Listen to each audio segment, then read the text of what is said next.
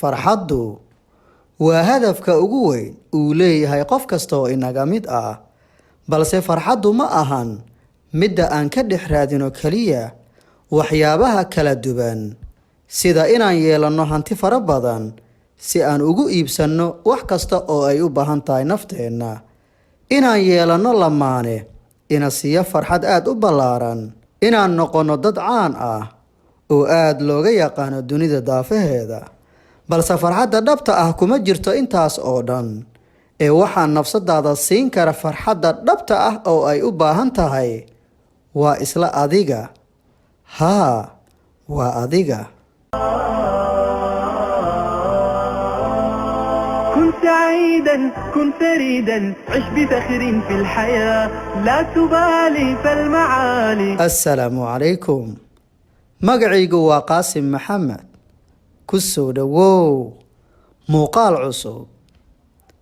waxaan jeclahay inaan kula wadaago 5 tiir oo aas-aas u ah inaad hesho farxad iyo qanaaco joogto ah, welibana aad ku noolaato qalbi deganaan si kasta oo ay kuu soo wajahaan xaalado adag.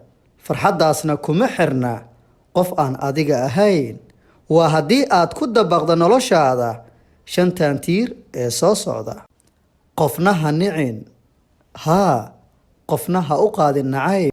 si kastuu kuu dulmiyo ama uu kugu xadgudbo, nacaybku sidiisaba wuxuu baabi'iyaa farxadda qofka.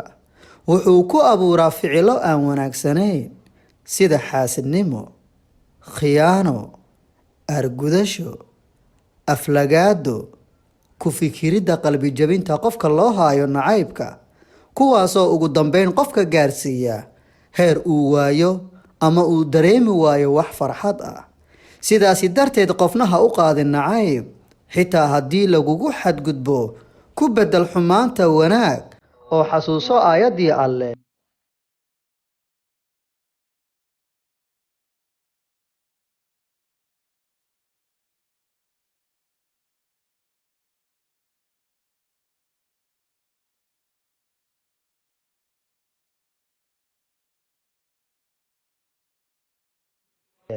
oo macnaheedu yahay ma sinna wanaagga iyo xumaanta, ee ku reeb xumaanta wanaag. markaas qofkii ay adiga iyo isaga dhexdiinu ka jirtay cadaawadda wuxuu kuu noqonayaa saaxiib kuu dhow. aayaddan ayaa ina baraysa in qalbigeena aan ka ilaalino xumaanta oo qofkiina xumeeya aan ugu abaalgudno wanaag. taasna waa toosnaanta iyo akhlaaqda nafteenna, ee ma ahan ku abaalmarinta xumaanta ay inoo geysteen. qofna ha isla barbardhigin. ugu horreyn ila fahan waxa uu yahay isla barbardhigidda qof kale. isla barbardhigiddu waa ku qanacsanaan la-aanta waxa aad haysato ama sida aad u samaysan tahay. ogow, marka aad isla barbardhigaysa ruux kale waxaad qiimo ridaysaa naftaada oo waxaad ka saramarinaysaa ruux kale oo laga yaabo in nafsadaadu ay ka wanaagsan tahay 10 jeer xagga akhlaaqda iyo wanaaggaba. ku qanacsanow si kasta, xaalad kasta iyo qaab kasta ay u nooshahay naftaada. kaliya ku dadaal inaad ka dhisto naftaada meel walba oo ay ka liidato, balse marna ha isla barbardhigin qof kale noloshiisa. oo ku qanacsanow sida aad tahay, una dadaal sida aad ka doonayso nolosha.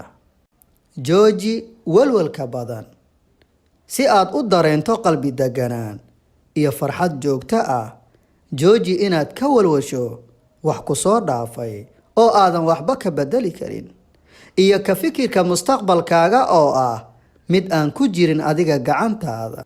kaliya wanaaji xiriirka kaala dhexeeya rabbigaaga oo noqo mid aad ugu dhow rabbigiisa, dadkana kula dhaqan dabeecad iyo dabacsanaan, adigoo siinaya qof kasta qiimihiisa. mar walba ku haayo maskaxdaada, noloshu marna ma ahan wax laga walwalo, sababtoo ah wax kasta oo kugu dhacay sinna kuguma dhaafeen. sidoo kale wax kasta oo aad ka badbaaday sinna kuguma dhaceen, waayo waxaad ku socotaa qorshihii uu kuu dejiyey. inta wax qorshaysa midka ugu qorshaha wanaagsan oo ah Allah. cidna waxba ha ka filan. ficilka ugu weyn oo naga dhiga qof farxad la'aan ah waa ka filashada dadka inay inoo wanaajiyaan sida aan u wanaajinno oo kale, inoo ixtiraamaan sida aan u ixtiraamno oo kale, inoo xafidaan qalbiyadeenna iyo siraheenna sida ayaga aan ugu xafidno oo kale. balse isku day inaadan cidna ka filan wanaagga, jacaylka, ixtiraamka, garab istaagga, qiimaynta iyo naxariista, si aadan u qalbi jabin marka aad ka weyso dadka. laakiin adiga noqo qof u bixiya intaas oo dhan si shuruud la'aan ah. oo xasuusnow, wanaagga iyo waxtarka aad u samayso dadka kale haddii ay iyaga iloobaan ama ay abaal kaaga hayn waayaan, waxaa jirta meel aan marnaba laga ilaabi doonin oo ah alla weyne agtiisa.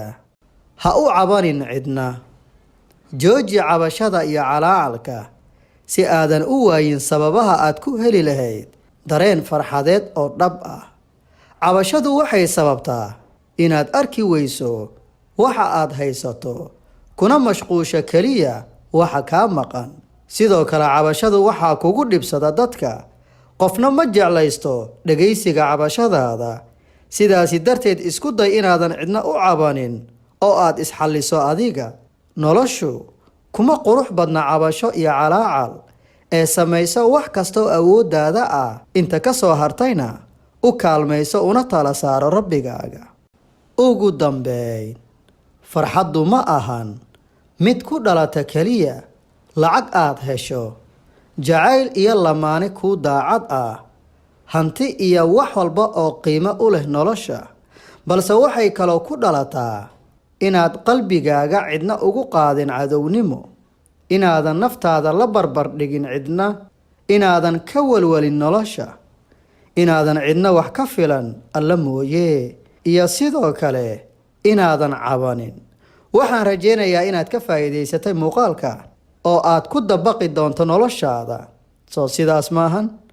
hagaag, inta aan goordhow ku kulmi doono muuqaalka soo socda, waxaan ku leeyahay farxadda dhabta ah waxay ku beeran tahay isla adiga gudahaaga, oo naftaada uma baahna cid ka farxisa oo aan adiga ahayn.